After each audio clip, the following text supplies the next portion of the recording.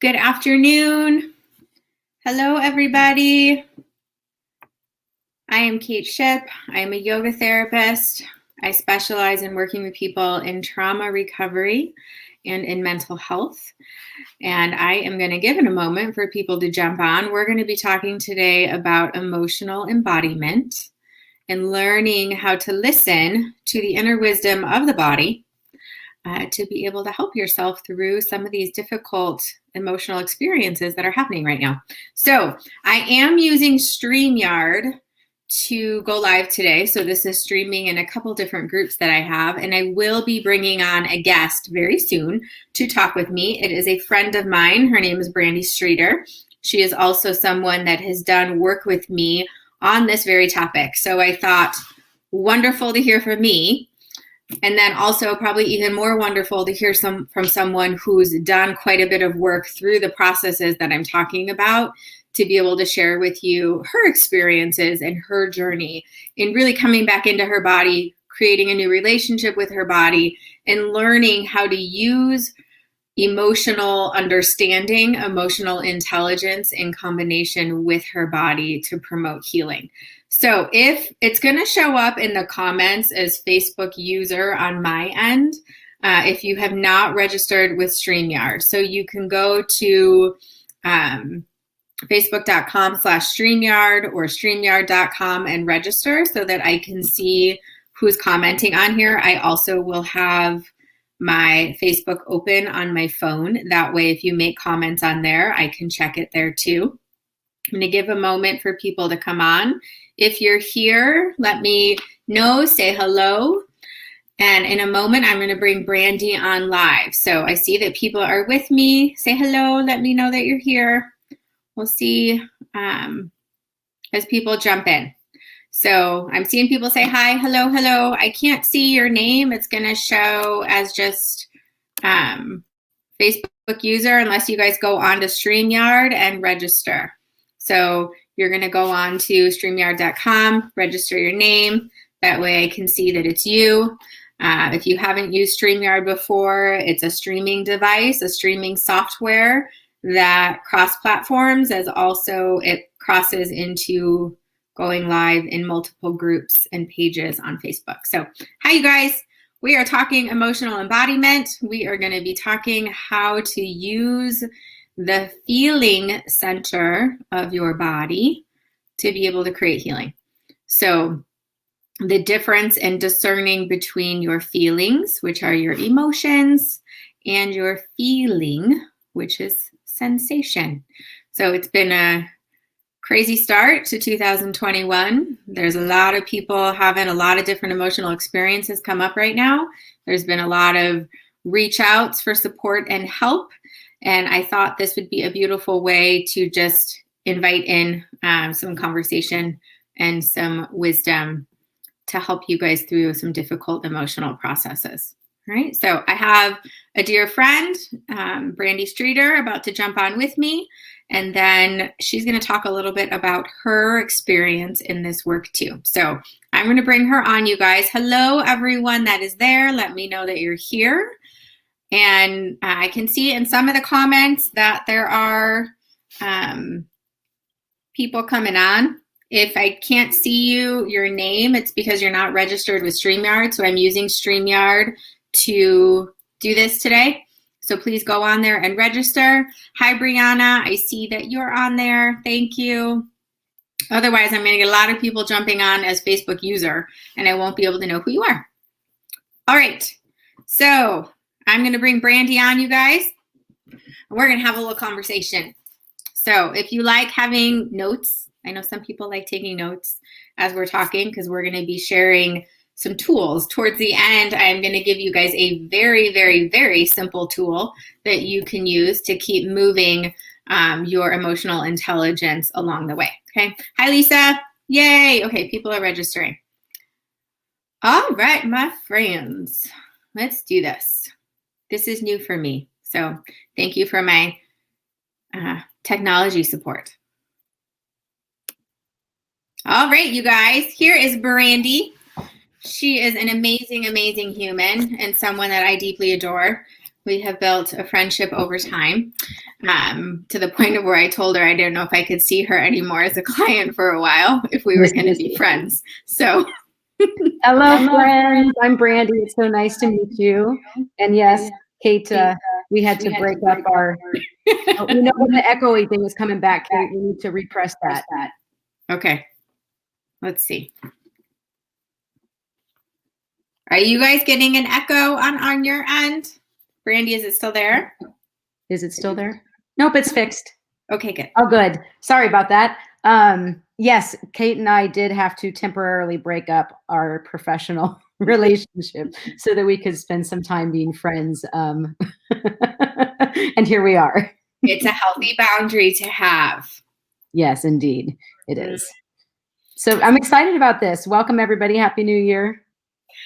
So this is exciting, you guys. Brandy is someone who has an amazing gift in healing herself and has been through a journey that I will let her share as much as she is willing to divulge. But when Brandy first came and starting to see me, she came to me as a referral from someone that we both have worked with, Sonny John Johnston, from a place of it's time to work on embodiment. What happens when it's time to work on embodiment normally means we don't jump into the body right away. Correct. Because when someone has an unhealthy relationship to the body, to just put them to put them in a pose or to put them in the body-based practices can be overwhelming for the nervous system. And so it becomes more of what we call a top-down approach of therapeutic healing instead of bottom up. So top down means we're working more at the level of the mind, level of spirit, and then we're slowly moving into the breath and then slowly into the body. A bottom up approach would mean we're starting with the body and then we're slowly opening up these layers into something a little more subtle and a little bit more energetic, if you will. So for Brandy, it was really bringing her down and into the body, which is really uncomfortable sometimes. Would you agree? Yeah. Yes. Yes. Yes. In fact, I had no idea what it meant when I came to you and started body work. Yeah. So it was funny because I remember Brandy saying to me, "So when are we going to do yoga?" And I remember saying, "This is yoga. We'll get to the poses later." Yes, I still, Kate, don't think we've got to the poses. I'm just saying. I think we had to end our professional relationship before we fully got into all the poses. Yes. We did stop. And so you guys, welcome everyone that's on here. If you could please register with StreamYard, StreamYard.com or Facebook.com/StreamYard. So that way I can see who's with me. Because right now I have a lot of amazing Facebook users, but I don't know who you are. And I would love to be able to say hi personally. So hello, welcome, welcome. This is my first time personally streaming using StreamYard. I've done it with other people on their end. So bear with me if there's any tech things or of the sort. So with my friend Brandy here, part of what helped her be able to access this emotional embodiment piece is knowing how to experience sensations in the body without becoming the story. Meaning, the experiences that we have in life, we tell stories about them, right? We're excellent storytellers. In fact, most of the time, if someone were to say to you, "Tell me a little bit about yourself," you're going to go into a story. Right? That's normally how some relationships start developing. Is like, tell me a little bit about yourself. You know, how did you get involved in this? What is it that you love about it? Tell me about your family. You know, we're storytellers by nature, and our brain loves stories. What happens is sometimes the stories become so ingrained and repetitive that we never get out of them. And sometimes the stories don't have an end and they don't have a completion. And sometimes the stories get stuck. And when the story gets stuck and it's not allowed to have a beginning, middle, and end, it can show up in the body as unprocessed emotion. right? So this happened, it created this experience, and then it was like it fell off and nothing ever culminated because of it. So oftentimes the avoidance of emotions is because the experience didn't get to complete itself. I hope that's making sense. Jade is saying, wow, yes. Okay. Hi, Jade. I didn't know you were on here. So if you haven't registered, you guys, please make sure you register with StreamYard so I can see your names. Hi, Elise. Okay, good. We've got people registering here. So the emotional piece becomes very critical in understanding that emotions are not meant to cause us suffering. I'm going to say that again because a lot of you think I'm full of it right now. Emotions are not meant to cause us suffering. Emotions are meant to become messengers so that we can know what we need to do to take care of ourselves. Our emotions are meant to be these messengers so we know how to take care of ourselves. But when we haven't been taught how to navigate our emotional layer and how to discern between this is anxiety versus anxiety presents as these sensations in my body, then we tend to become anxiety, we become anxious instead of having an experience of anxiousness. So there's a discernment piece that comes in between I am not my emotions, I'm having an experience of this emotional energy. Make sense, guys? I'm going to say we'll wait and see. There's about a 10 to 15 second delay with StreamYard through Facebook too. So if you're making comments, we get a delay on when we see them or not. Okay. So this learning how to feel, when I shared yesterday that I was going to come on live, it was really funny because within seconds, okay, Brandy's messaging me saying, wow, I just got this big thing that this is what I'm supposed to talk about. I'm like, cool, you want to come on live? Let's do this. And I think I scared her. Yes, we tapped into the energy at exactly the same time. It was perfect. So in a moment, I'm going to start asking her some questions to share with you guys. But I wanted to offer this discerning point of feelings are the experiences of your emotion: anxiety, fear, happiness, joy, bliss, anger, frustration, rage, harmony, grief, right? These are all labels of our feelings. Each of those feelings presents as feeling in the body, as sensation. Meaning, and I'm going to go with anxiety because it's just the easiest one because most people can relate to that. For me, when I experience anxiety, it presents in my body as cold feet. I get shaky in my legs. My stomach kind of curls in, almost like it's going to pull up and in. My chest will get a little concaved. I'll feel some tension in my jaw. And then when it gets really bad, it's like brain fog, like a film across my mind. Those are my physical symptoms, the sensations, the feeling of anxiety. To be able to discern that is really important to let it move through you. Because if I were to say, I am this anxiety, then there's no space of separation for it to move through the body, right? And it's just coming up to go. It's just wanting to come up and complete itself and leave it on its way. Okay, so we have more people jumping on. Hi, Devin. Oh, Dr. Ishins is on. That's fun. We didn't know we were going to be on here either until about 3 hours ago. Surprise! Brandy said, okay, I'm willing to go on today. So super fun surprise to have her on here too. Hi, Alyssa. Okay, Elise, Jade. Yes, awesome. Good. So, Brandy, you ready to answer some questions? Yes, I am. And in fact, you had the perfect lead way in because exactly what happened with me is I had a lifetime, over 45 years of pushing down my emotions and not feeling them.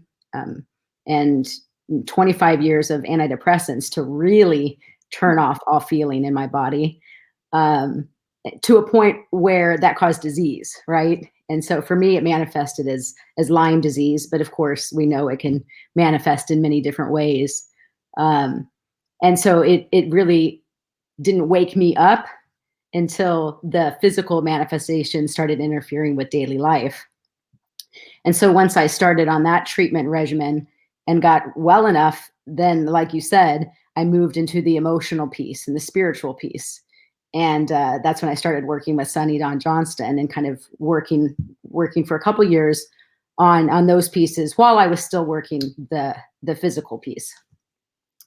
And then it was time, and then I was guided to work on the body, and for me, it was like the body. That it was very dense and very heavy, and a very frightening place to be. And so you explained that perfectly. What brought me to you. And so yes, here I am now, feeling everything, and really have been able, with your help and tools, to turn a fear into a gift. And so yes, I'm happy to answer any questions. How would you say life has shifted for you in learning how to feel again? Wow. Well, it's literally as if, I mean, I know it sounds so silly and so simple, but it really is another sense. It's a huge piece of my life, that I completely had tapped off before. So it's almost as if there was a big, iron gate over that awareness in my body, um, that I didn't know was closed off until it was opened, and B, once it's opened, it's literally an enchanted life now. Hmm. It's a life that has come alive. So I'm going to reflect something, because that's a powerful statement, that through reconnecting to your emotions, life has become more enchanting. Yeah, I'm not sure where that came from either. I'm gonna have to figure that That's a out really later, beautiful statement to capture. And because I say that's not that, even a word I use. I know, I say that because life is very enchanting. And when I was in my first yoga therapy program, I remember one of my mentors in the program said to me, "Don't get lost in the enchantment of spirit."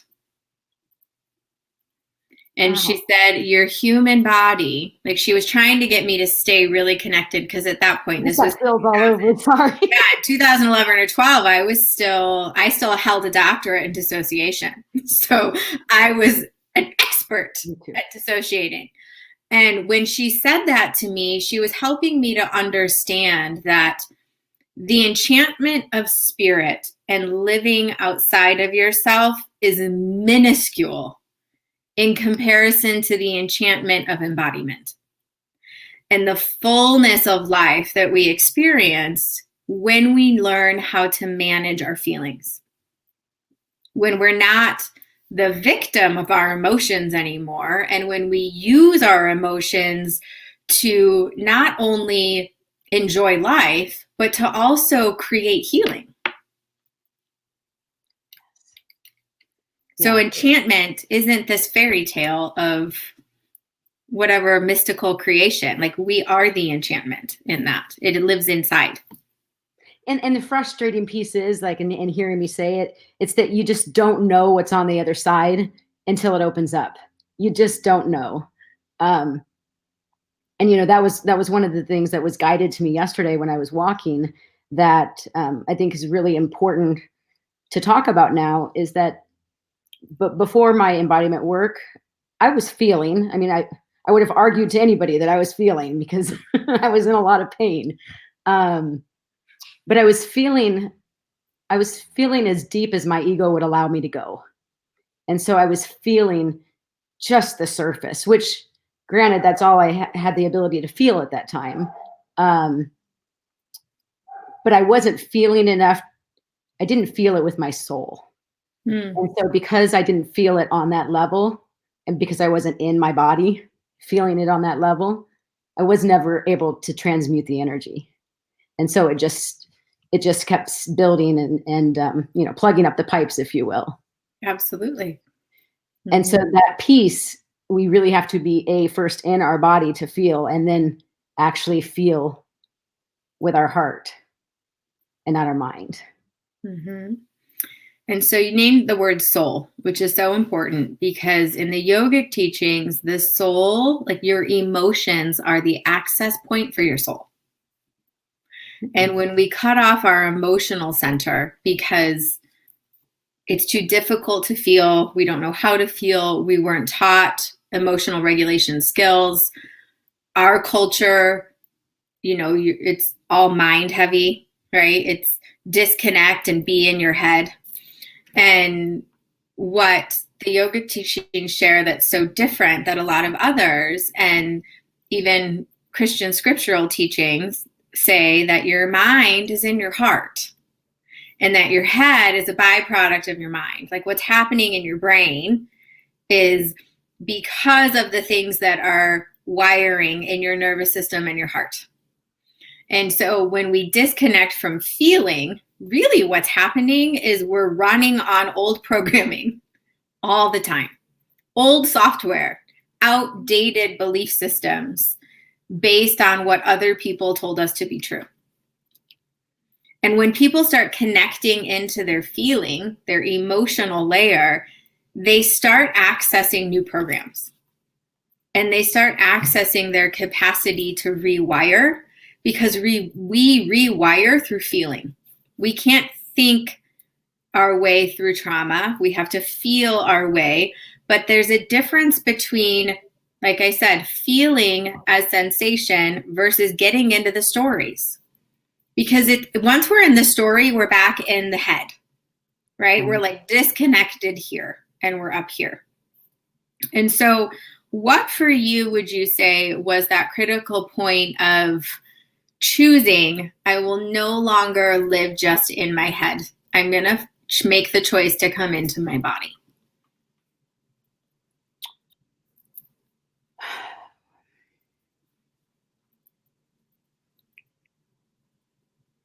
For me, I'm pretty stubborn and I'm a really slow learner, and or at least the former me was. And so it really required me to get to the point emotionally and energetically where I'm on my knees with my arms open and surrender, really. I always knew that there was something better. I knew it. I knew it with my being, and I just had to get over myself. I mean, I was the only person in my way the whole time. I would have argued that it was everybody else besides me. But because I wasn't feeling my emotions, I was projecting them out on everybody. And I ran out of people and I ran out of things until it was just me. And it was either the ego or the soul. And we fought it out. And here I am. Mm-hmm. And I was unwilling to live in pain any longer. Physically, emotionally, spiritually, energetically. Okay, so that sick and tired of being sick and tired. Yes. Yeah. Which meant the doorway to emotions, you were willing to open that door enough to decide I want something different. Yes. And I had support. I had community. And that's a huge, huge piece, because it's a very, not everybody has that when they're going through it. And that's a huge piece for me, having somebody to believe in me before I could believe in myself. Absolutely. And so you're naming step one of traditional trauma recovery model is safety, stability, and regulation. So the regulation being this capacity to come back into a balanced state. We're not in fight or flight. We're not shutting down and dissociating. We're in this regulated state. And then the stability means that you have the capacity to meet your basic needs. Right? There, you have shelter, you have food, you have clothing, you have a home, you have part of those basic needs is also people who care. There's a safe community, even if it's one person that's going to be there to support you through these processes, right? And safety being a primary physiological need for survival, right? So if those aren't established, then the deeper layers don't have space to come up yet. They just won't. And sometimes they show up unintentionally, without wanting them to be there. And this is where those layers of energy start saying, I'm ready to clear this out. I want to get rid of it. So for years, I didn't know that when emotions came in, that it was trying to get my attention because something wasn't okay. What would happen to me is, as someone who's overcome complex PTSD, what would happen to me is this emotion would come in and it would hit a wall in my system, and it was like bouncing like this back and forth. And because I didn't know how to deal with that initial impact, it was then the emotional reaction did not meet the situation that was going on. Right? So I'm in the kitchen cooking dinner. My kids are 2 and 5, and I'm like in my moment, and then one of them comes in and they're like freaking out about something, and I get startled, and then I don't know how to deal with that, and I start feeling anxious and overwhelmed, and I don't know how to deal with that, and so then I react in anger. Overreaction to the situation. There was nothing happening. The anger was presenting as protection because the anxiety was so overwhelming and I didn't know how to deal with it. Really what was happening was my body was having a physical experience of emotional energy trying to find its way through, like a wave coming and then wanting to land. The problem becomes the wave comes and then it gets stuck. It's like it's frozen and it never goes back to the ocean. So we have these emotional experiences that happen and they get stuck and they never culminate. And so every time those experiences occur where the same emotion is coming, not situation, the emotion, it can start building back on itself and almost become like a tsunami in your system, right? And so then it's learning, it's a perfect storm. Then it's learning, how do I navigate through this storm? Right? Because we don't know if the storm's going to go away or when it's going to go away. We just know that it will eventually. For some people, a storm may last minutes, hours, days, weeks, years. And so it's what can we do for ourselves to navigate through this storm in a way that's safe, in a way that creates stability, in a way that creates harmony, and in a way that allows for our rational, reasonable mind to stay online and present, even if we're experiencing these emotions. So my next question to you about that, and you guys, if you're here, let us know. So if you've not registered with StreamYard, please go ahead and do so that you can see your name on here. I'm looking at some people's comments on Facebook really quick. Hi, Julie. Hi, Nancy. I'm trying to see hi, Margie. Hi, Jennifer. Hi, Apple. Hi, Glenna. Hi, Karen. If you guys are still here, let us know. I'm kind of doing two screen. I got my screen in front of me and I've got Facebook open because some of you are on Facebook, some of you are accessing through StreamYard. So my next question to you, Brandy, is, yes, what is the first memory you have of when the emotions come and you realize you have a choice? Gosh, it's coming so much faster these days now, I'm happy to report. Because it really is that it's almost, it's that muscle memory, right? We have to practice it to get good at it. And in the beginning, it's a little difficult. But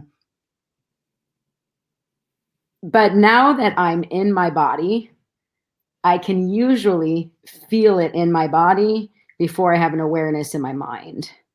Okay. And what does that feel like? Can you give them an example? It happens lots of different ways. Usually it's almost like a tremor coming up my, you know what, all that stuff. I don't know if it's what meridians are, but it's usually coming right up. Okay. Like kind of centrally, like coming up, like more of your spinal column coming up. Yeah, coming up from the root up to the throat. And what is the sensation of it? It's like a buzzing, like a vibration. Okay. So it's just a little bit of energy. So that's usually my first indication. Sometimes it'll come up the back of my spine too. Okay. And then what happens? Take us through what you do for yourself. And so then the emotion, then the feeling comes into my body, and I'm human. And so I feel in my body.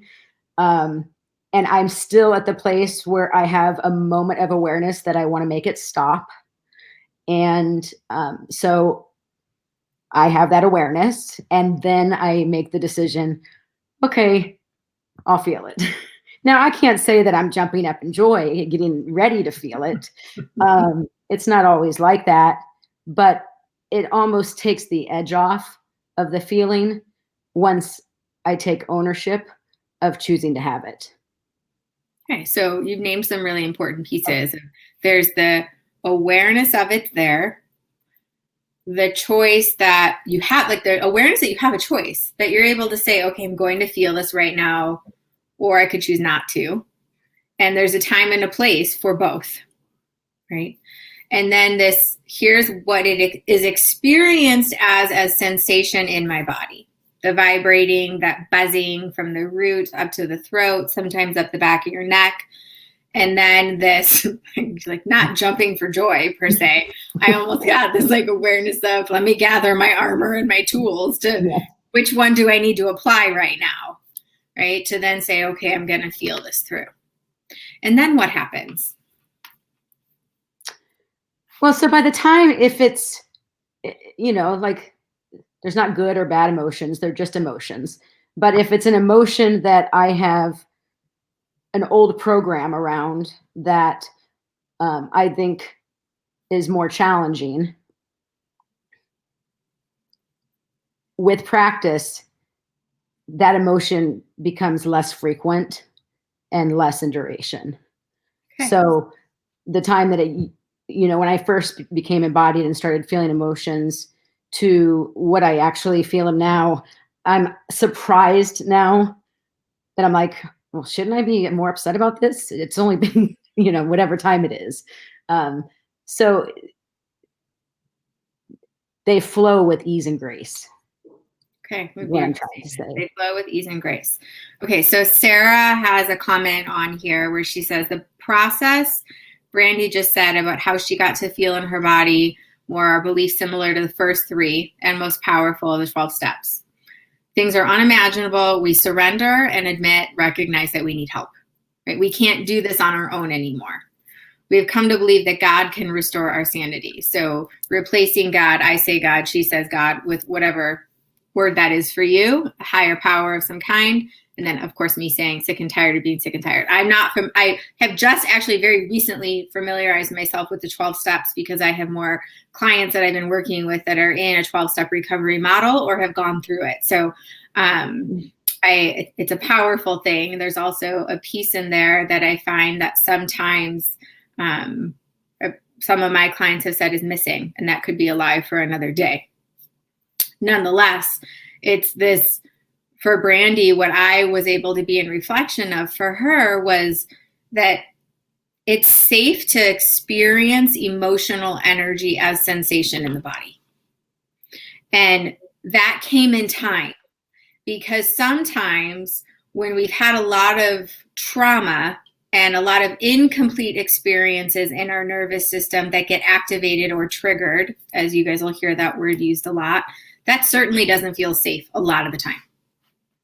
It actually feels very, very scary. And so that's where we don't just go all in at once. We titrate, we take a little bit at a time, right? We notice, can you feel that tension in the abdomen without going into story?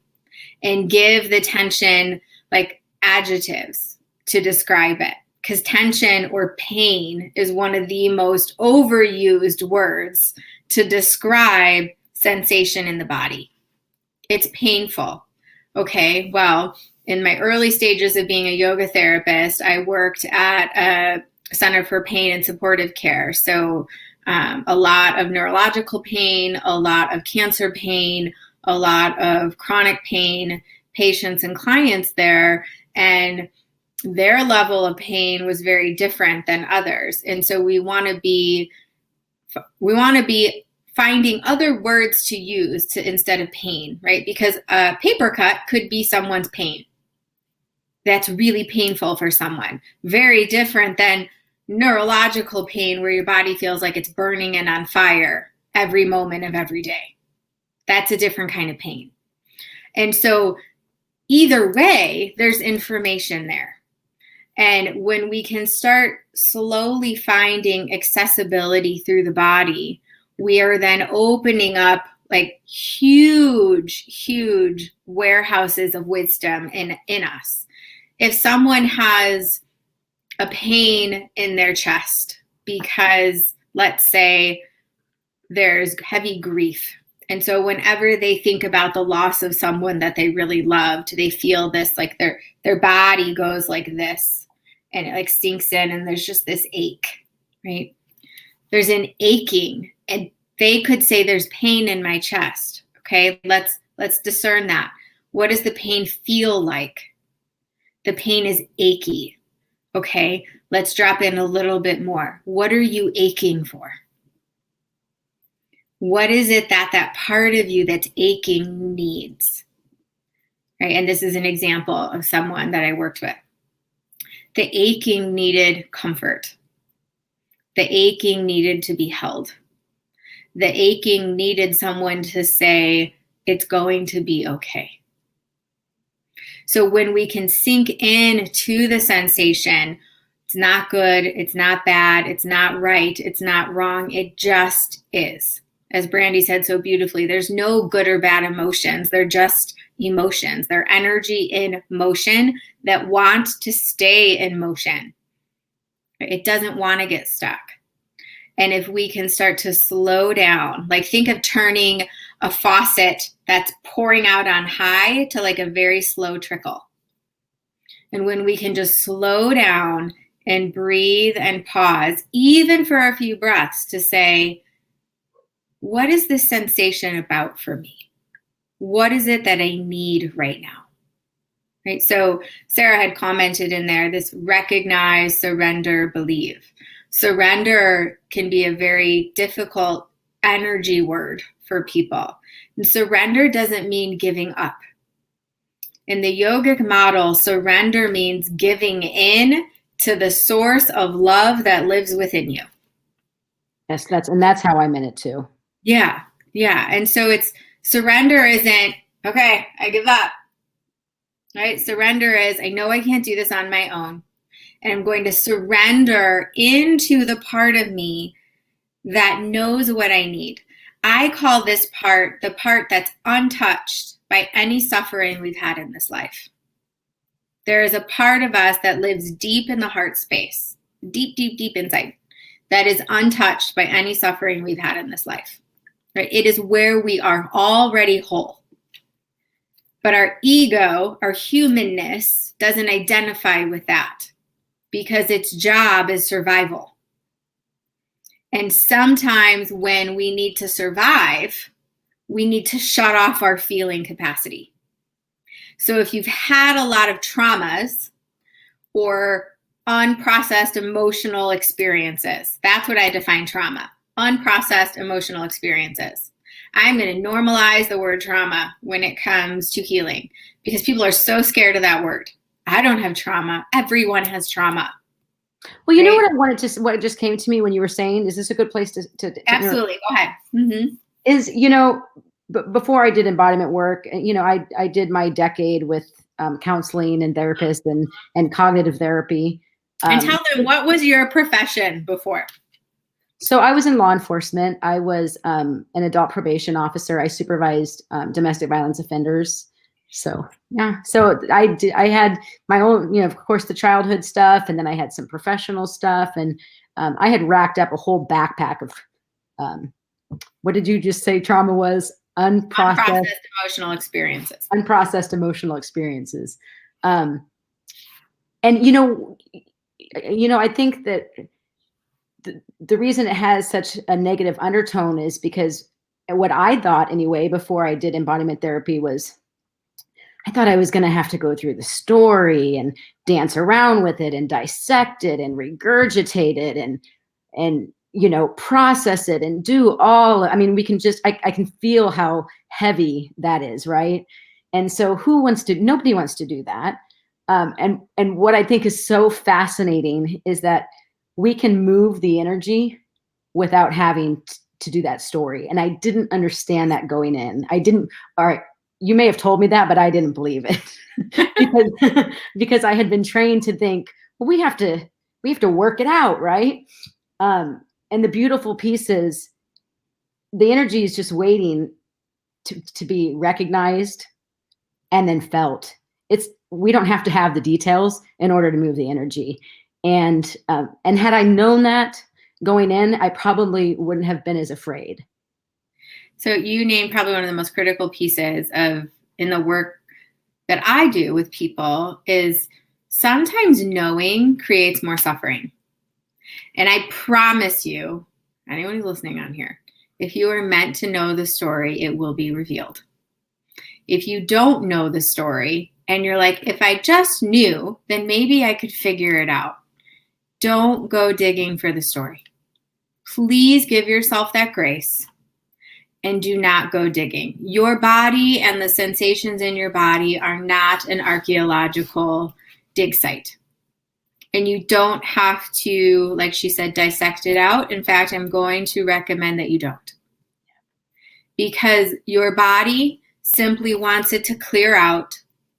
The emotions just want to find their way. In the work that I do, there's a metaphor of ocean and wave. And it's like the wave just wants to return to the ocean from which it came. The ocean is love. And everything comes from love and returns to love eventually. Some things come up and then they get stuck in our somatic, our body-based field. When they get stuck over and over and over again without processing, it becomes a physical experience that may be an injury, it may be a dis-ease, it may be some other kind of manifestation on a physical level. And all it's saying is, listen to me, be with me here. Here's what I need. Sometimes it needs a doctor and it needs medical intervention. Absolutely. Sometimes it needs you to change your lifestyle in some way to decrease the stress and inflammation in your life. Sometimes it needs you to just get still and receive and listen. So these are all tools and ways of allowing what once was stuck to become fluid again. So frozen becomes fluid. And by all means, you do not have to retell the story. And I get a lot of referrals from people who say, I don't want to have to keep telling my story. I'm like, I don't need to know your story unless you want to tell it. There is a time and a place for a story to be held in compassion and love without judgment. And if that hasn't happened and you're aware of the story, then yes, you may need to share it. But if you've regurgitated your story over and over again and nothing's changing, that means you got to get in the body. If people tell their stories all the time, and I always say, if anxiety could be healed at the level of the mind and through storytelling, nobody would suffer with anxiety anymore. It wouldn't be a crisis in our culture of mental health and anxiety if telling about it solved anything. Right? You can learn tools to help process and navigate it, but to actually resolve it at the root cause is through the body, through embodiment practices. So, Brandy, we have about 15 minutes left. And I know there were some things you wanted to share that have really been helpful for you. What would those be? As far as moving energy through my body, or whatever. I know you said like there are a couple things that you felt would be really helpful. Well, I think I worked most of them in, but so one thing I did want to say is, and we have talked about this in the last couple months, and specifically, more importantly, the last couple weeks, I've had lots of, just with the energy in our communities right now, I've had lots of aspects, past pieces, just kind of rising to the surface, I guess, and like we talked about, I have literally been told, okay, it's not time for that one. It's not time for that one. So I think it's important that just because something comes into our awareness, that we use our discernment.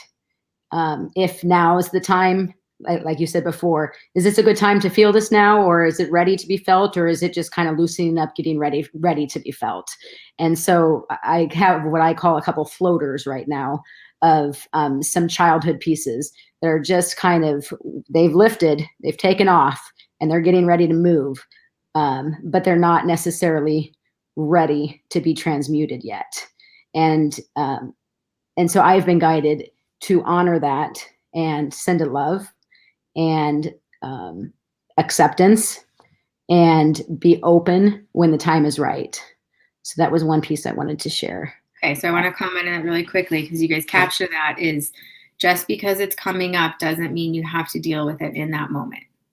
Sometimes it is containment. It is kind of compartmentalizing and saying, okay, this is showing up right now. I don't have the time nor space in this moment to give it the attention that it needs. And maybe I need to learn a couple more tools to support it. So I'm going to kind of put it in a compartment over here, and I will come back to it another time. And you'll know the right practice at the right time to process it through. And Brandy uses the word transmute. I use the word integrate. The energy is the same. Transmutation means an integration, so it's not fragmented anymore. Meaning the part that's floating is now brought into the whole. Right? It doesn't mean it goes away, because we don't ever get rid of parts of ourselves. That just isn't a thing. So sorry if that gave you info maybe you didn't want to know. Parts never go away. They just don't get activated as often anymore. They become part of the whole. So think of like a puzzle piece that you've been missing for so long, and the puzzle won't be complete till you have it, right? You're bringing it in to the wholeness and containing it in love, like she said so beautifully, sending it love, and then knowing when is the right time to process it through. And it takes time. And, like I mentioned before, I'm impatient and I really like to do this all at once. And so I've really been tested because I think it's important to really point out that it does take a period of time to integrate. And even, and what I've noticed is that there's steps with it. First there's like the awareness, and then there's kind of like a welcome. And then there's, for me anyway, kind of like I'll show you around. I'll show you who's here. Well, introductions type of feeling. And so there's steps, as if you think about having somebody come into your house for the first time, from the time they're at the front door to, the time they're comfortable in their room, it's a process. And each step you get a little bit more comfortable with each other. And so it is kind of like that wave coming in, up into shore. It does take time. It's not like you just drop in and it's magic. It is magic, but it's slow magic. Yeah, and sustainable. And I love that you use that, like, in your home, because Rumi has one of my most favorite poems is Rumi's The Guest House. And if you don't know that one, please research it, you guys. Just Google Rumi The Guest House. And it's about this human being is a guest house. And all of these different emotions are visitors coming in, and you welcome all of them as an honored guest. Oh, that's cool. And you treat them all with the same level of love and honor and compassion as you would the most loved one that you have, and they're just coming in to visit, and then they'll go. And then some of them may linger a little while longer, and there's that part of our embodiment is our whole capacity to experience life through these emotions. Without our emotional center, we would not be able to be intimate with life. So without your emotional center, you wouldn't be able to go outside and feel the sun on your skin, because that comes through your feeling body. You wouldn't be able to go to the beach and enjoy the water over your feet when the waves come in and out of the shoreline. That comes through your feeling body. You wouldn't be able to feel the love of your children when they give you a hug, because that comes through your feeling body. So our capacity to have pleasure in life and to be intimate through the experiences of life is through our emotional embodiment. And when we cut that off, we are basically saying, I don't want to really experience life. I just want to go through the motions. So the visual I just got while you were talking was like, I don't know, like a thermometer or something. And for example, when I was on the antidepressants for all those decades, I was living right here in the middle. Well, where's my hand? I was living right here in the middle, and I just bounced around right there, and I thought that I was feeling, what's on the bottom, fear. I thought I was feeling fear and joy, but I was just kind of right here in the middle, bouncing between this small vibration. And it wasn't until I really allowed myself to feel down here was I able to feel all the way up here. You guys, I hope you're recognizing that is such an important piece of healing is, if you've seen the movie Inside Out by Pixar, right? It's joy and sadness go together. And when you block sadness, you're blocking your capacity for joy. And so people live in this very narrow emotional experience. And so in my recovery, I called it my journey to joy. It was one of my pieces of my journey, was because in order for me to experience bliss and joy, I had to go into the grief, like the deep, dark grief, and realize it wasn't actually dark. It was a very scared part of me seeking my own love the whole time. And that's what happens to people when they do this work, is they realize what they've been running from and afraid of this whole time is themselves. It's a hard pill to swallow. It's a hard pill to swallow, because you recognize that like this chronic fleeing and fearing and shutting down and avoiding, and I don't want to go here because I may see someone I don't want to see. I don't want to listen to this song because it may bring up a memory I don't want. I don't want this because I don't want to feel this. Like, how often are people saying that? I don't want this because I don't want to feel this, because you don't know how to deal with what you're feeling. So I wanted to give you guys a really simple tool that's going to be helpful in like very beginning stages of this process. Okay. And you're going to need a piece of paper, and you can always watch this back, but I am keeping this like basic level. Okay. Piece of paper, 8.5 by 11 is fine. And you're going to put a column down the middle, and it's going to look like this. One side says emotion, one side says sensation. And then you're going to choose, let's say, 5 different emotions. Okay, so we're going to look at anxiety. We're going to look at anger. We can look at happiness. I'm writing these down. We're going to look at peace, and we're going to look at grief. Okay, so I've written these down on this side, on the emotion. It's just a label. Everyone has different experiences of these emotions. Okay. On the other side would be to just notice when you have these experiences, what sensations come up in your body. So I labeled earlier on this video, on this live, that anxiety presents for me as cold feet, shaking legs, stomach turns inward, chest concaves, jaw gets tight, brain foggy, right, across my head. That's what I would write on the sensation side. Okay. And then you would go through each one. When I feel anger, my hands get like this. My biceps get like achy tight. My whole system goes like this. Like I think of like the Hulk, right? There's a reason why they give that depiction.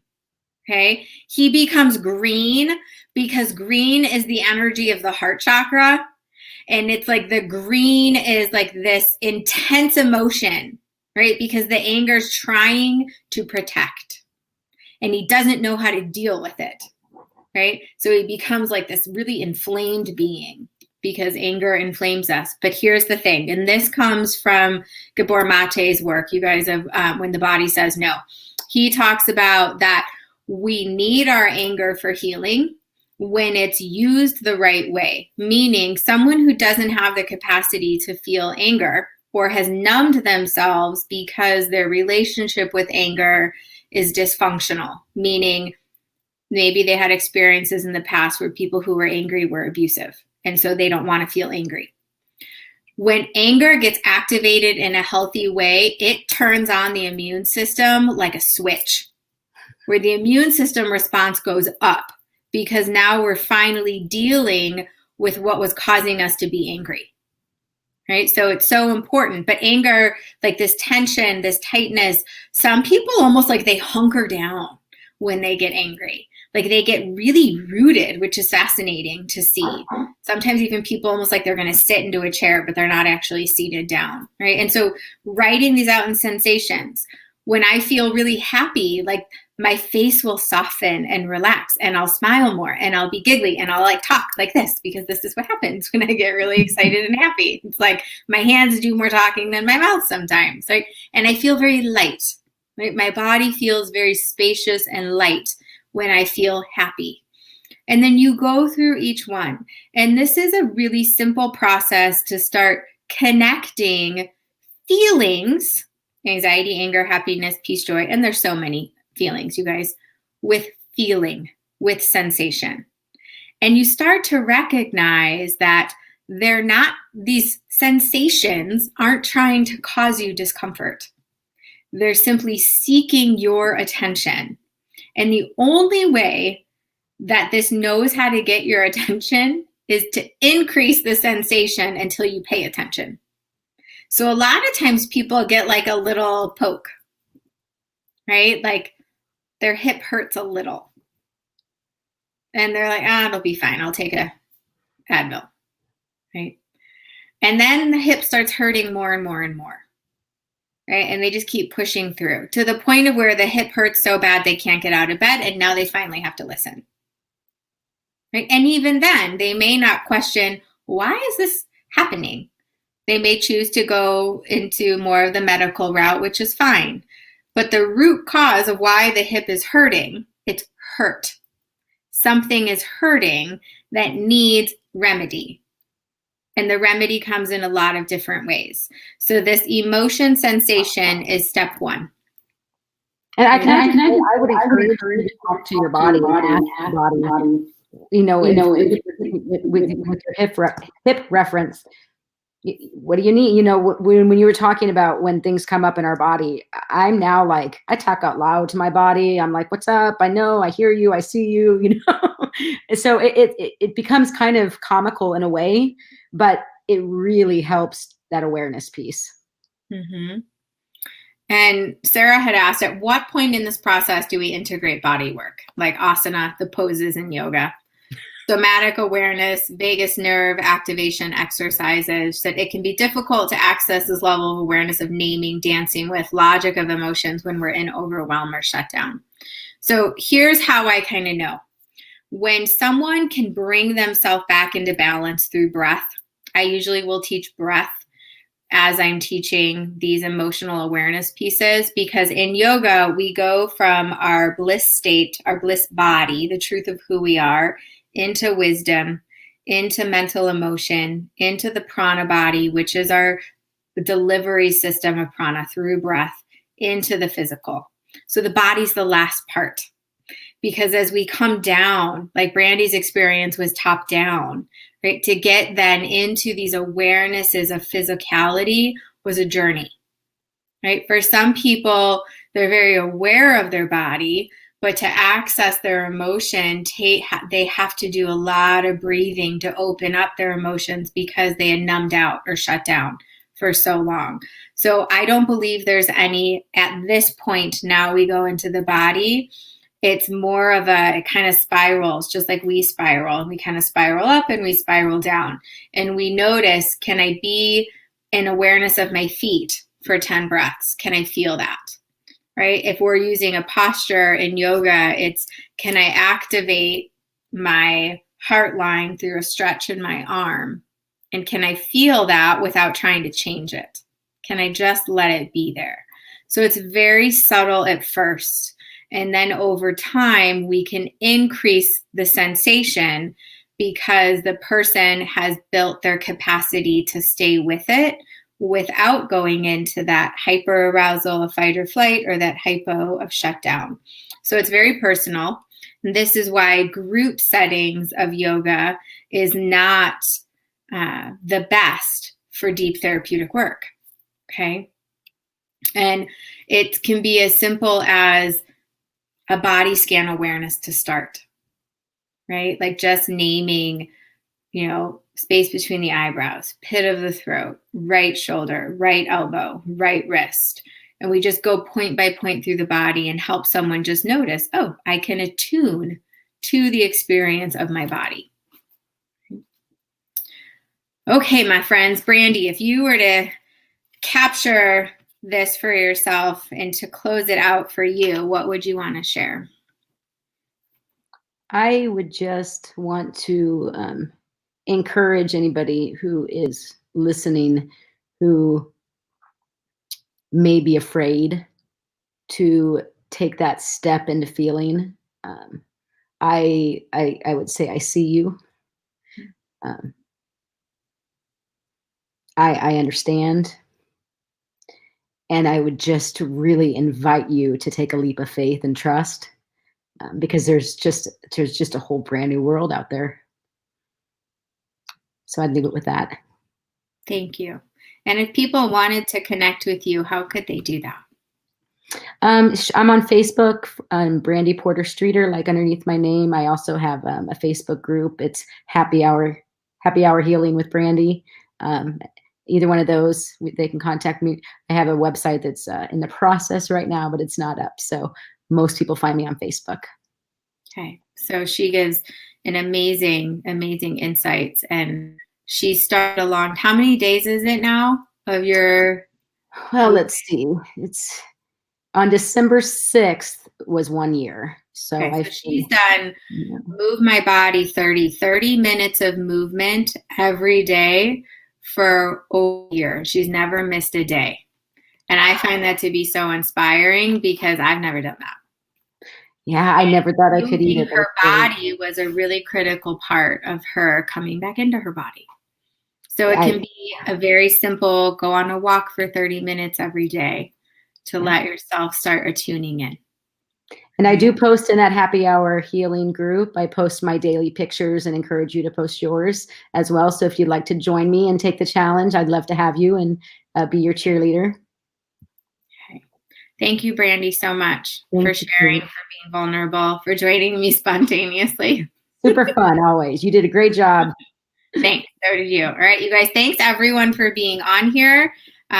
You're welcome to share if anything spoke to you that you felt that someone you know may enjoy, may need the awareness. I'm going to be doing more of these. So I appreciate you.